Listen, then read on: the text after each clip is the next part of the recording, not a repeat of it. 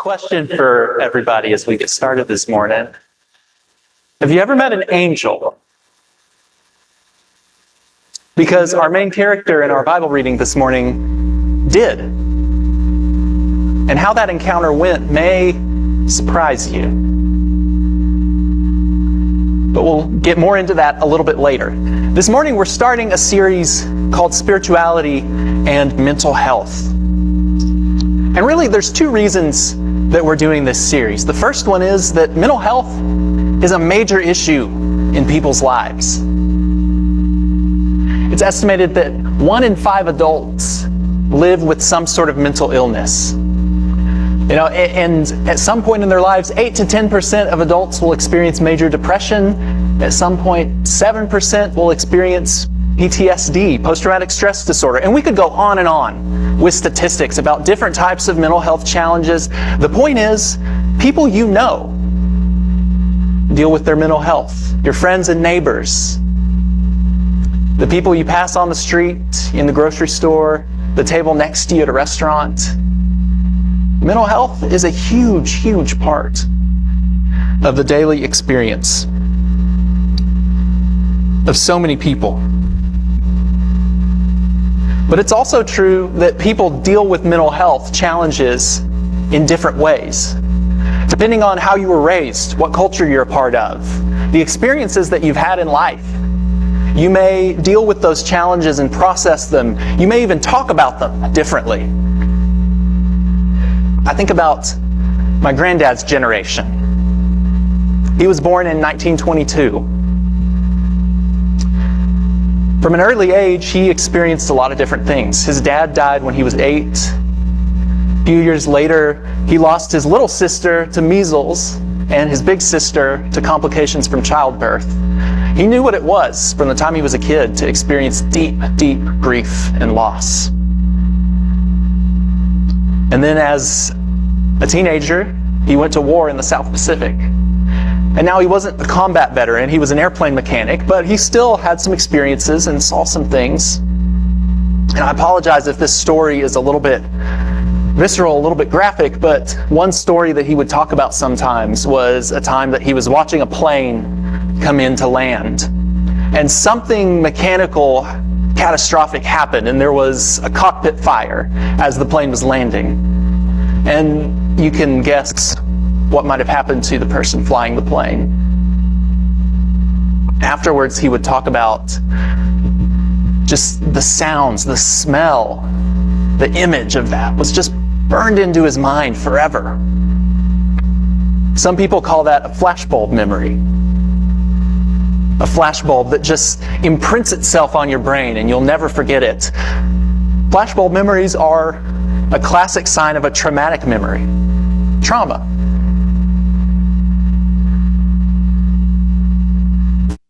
And as time went on in his life, I remember hearing this growing up. People would say, well, you know, Granddad, he's just a worrier. Or he's just a crier. That's just how he is. Well, another name for that is anxiety, depression.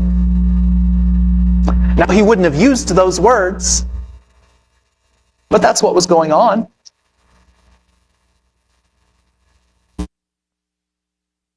Back then, they didn't call things necessarily mental health.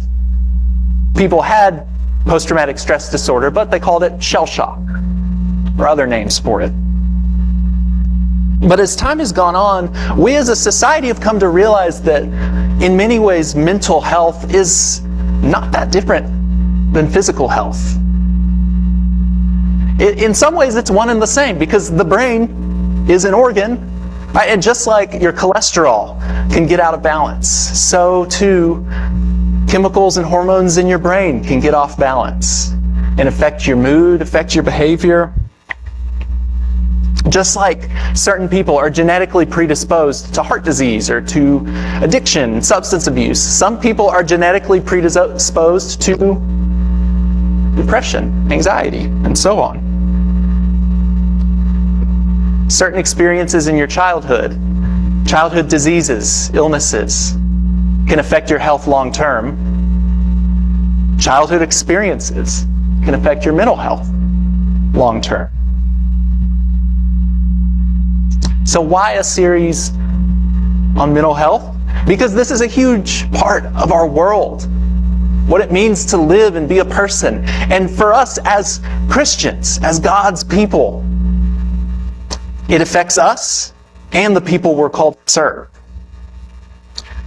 We're called to serve and to love people, to tell people about Jesus and invite people into the journey of discipleship. And if we're going to love and serve people effectively, we need to be informed so that we can respond with compassion and with grace. So that's the first reason for this series. The second reason for a series on mental health is because God cares about mental health. So we arrive at our Bible passage for this morning. Our scripture for today comes from the book of 1 Kings in chapter 19. And we'll discuss this story more in depth in our discussion on depression here in a few weeks. But just to give you a little bit of background, 1st and 2nd Kings in the Old Testament tell the story of the history of the Israelite monarchy. The different kings of Israel, as they sometimes succeeded, sometimes failed to lead the people in faithfulness to their covenant with God. The covenant that God gave to the Israelites through Moses. The covenant that was encapsulated in the Torah, the first 5 books of the Old Testament. In 1 Kings chapter 19 and the surrounding chapters take place during the reign of King Ahab and tell the story of the prophet Elijah. Now, Ahab and his wife, Queen Jezebel, they took the covenant with God and threw it by the wayside. Jezebel especially was known for her devotion to this other deity named Baal. Or you can say it Baal if you want to sound smart. But I'm going to say Baal. So they were leading the people to worship this other deity. Instead of influencing the nations around them, God's people were becoming like the nations around them in all of the worst ways. And so God sent Elijah to call them out. And just before our reading for today, Elijah had this great confrontation with the prophets of Baal. One man against 450. And Elijah won this confrontation. And so Jezebel, she's not going to take that. So she puts out a notice and says, I'm going after Elijah. 24 hours, I'm going to have his head on a spike. She says, may the gods take my life if by this time tomorrow Elijah isn't dead. Elijah runs for his life. And the story picks up in 1 Kings chapter 19 and verse 4. And if you're using one of our Bibles on the pew, this is page 326. Elijah went a day's journey into the wilderness and came and sat down under a solitary broom tree. He asked God that he might die. It is enough. Now, O Lord, take away my life, for I am no better than my ancestors. Then he lay down under the broom tree and fell asleep.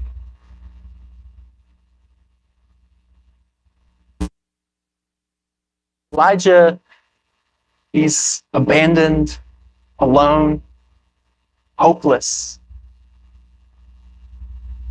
And he asks God to die. He says, enough. God, I can't do this anymore. Take my life. And did you catch this? He says, I am no better than my ancestors. Which is just a way of saying, I'm worthless. My life is no longer worth living anymore. God, take me.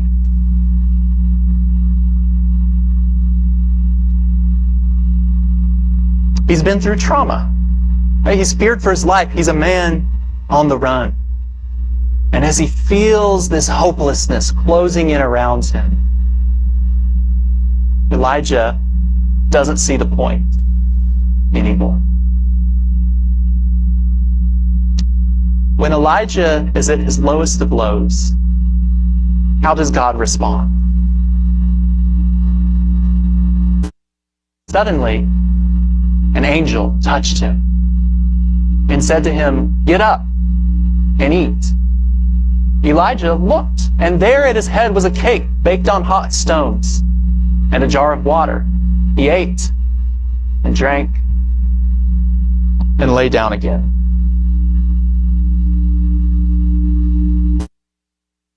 Detail that I find interesting. It says a cake, a little bit of bread baked on hot stones. In other words, the angel, I assume it's an angel, right? He could have just conjured some bread out of midair. But for some reason, he took the time to do it the old-fashioned way. I think that's interesting. But how does God respond to Elijah? He makes him breakfast, lets him go back to sleep.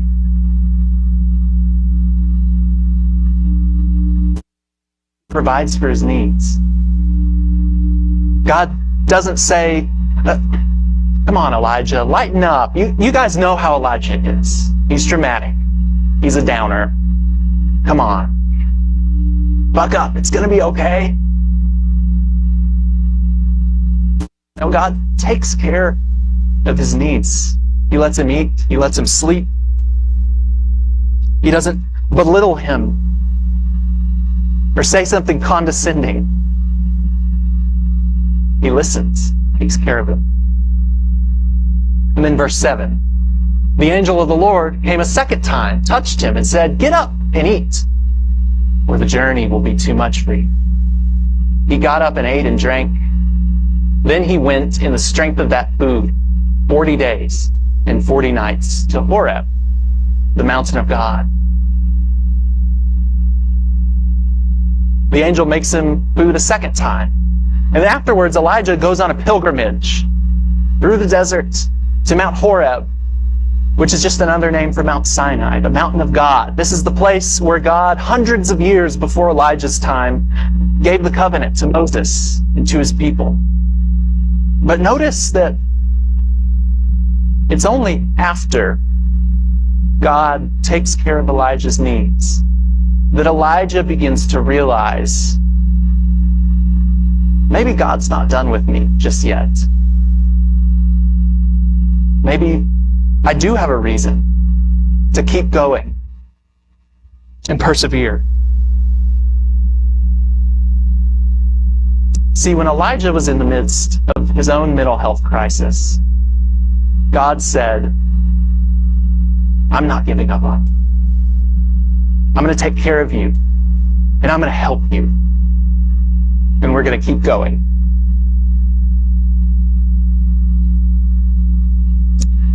And as of now, Elijah really doesn't have a clue what's next. He goes to Mount Horeb seeking answers, but he doesn't know what God is doing with him. He doesn't know what's next in his life. Just like when we are feeling hopeless or lost, when we're going through a season of grief, we may not have any answers. Or when we're with somebody we care about who's experiencing some kind of crisis, some kind of depth, despair, or loss, we may not have any answers. We don't have to have answers. All we need to do is be like God. Take care of people. And let them know that there is always a reason to find hope.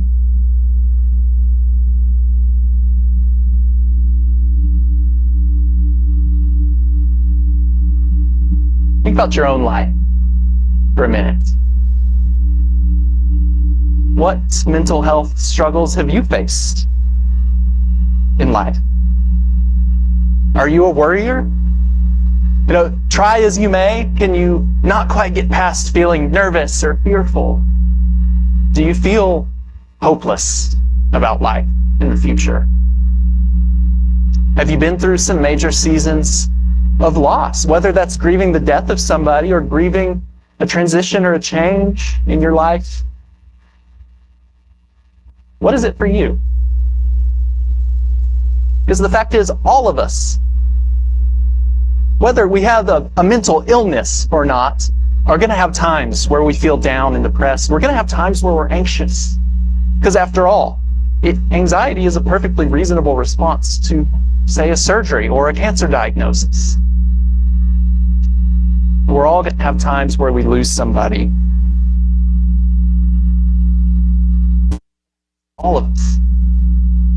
And the feelings that come from these situations make us think that we're alone and there's nothing that we can do. But that's not true. Because we're not alone. We're never alone. And we always have choices.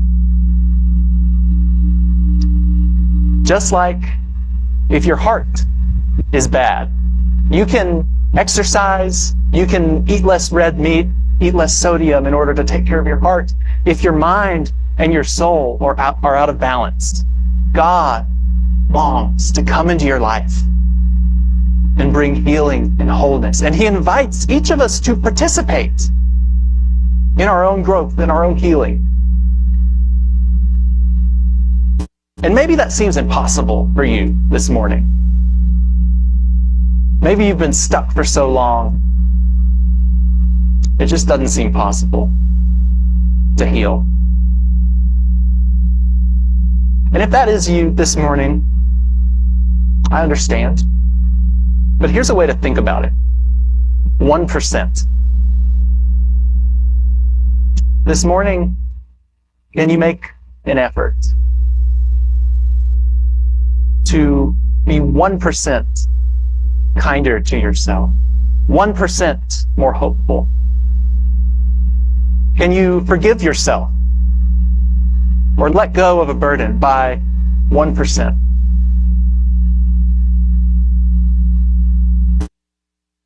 And obviously, what all of us want is to be 100% better. When we're sick physically, we want to be 100% better. When we have some sort of emotional issue we're dealing with, we want to be 100% better. But you have to start somewhere. And sometimes all we can do is 1%. And if that's the case, it's what we need to do.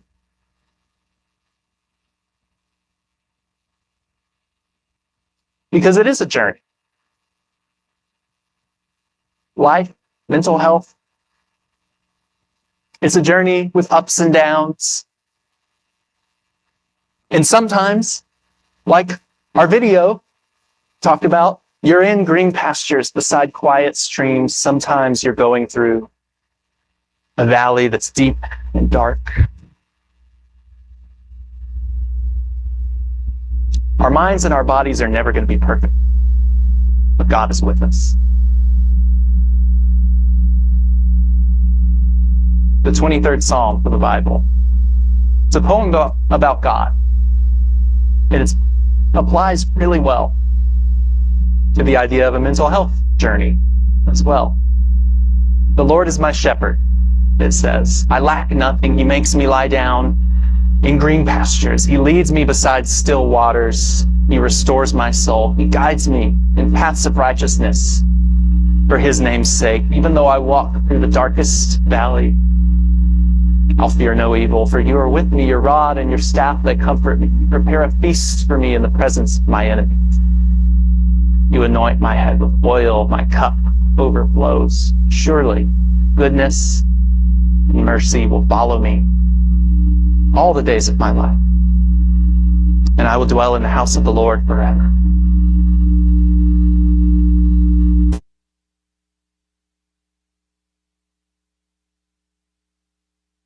Wherever you are in your own journey,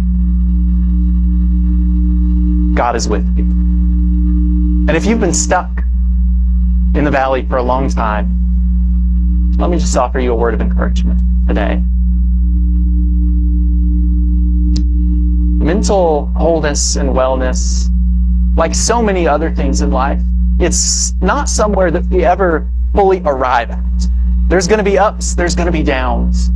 Sometimes you'll be, so to speak, surrounded by enemies, and yet God sets a table for you. Sometimes you're stuck in a dark valley. And if that is you, know that God is with you, guiding you, leading you, and all of us. He will lead us one day from the valleys of life into his house forever.